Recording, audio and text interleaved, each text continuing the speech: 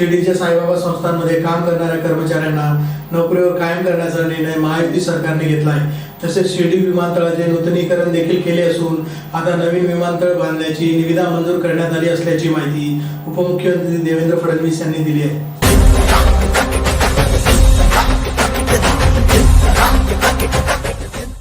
शिर्डी संस्थांमध्ये काम करणारे जे आमचे कर्मचारी होते ते बिचारे इतके वर्ष श्रद्धा आणि सबुरी बाळगून होते, कधीतरी आम्हाला परमनंट केलं जाईल।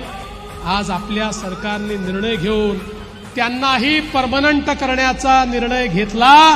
आपला जो शिर्डीचा एअरपोर्ट आहे त्याचं तर नूतनीकरण केलंच, पण आता नवीन एअरपोर्ट बांधण्याकरता आपण निविदा मंजूर केलेली आहे आणि लवकरच शिर्डीच्या नवीन एअरपोर्टचं भूमिपूजन देखील आम्ही या ठिकाणी करणार आहोत।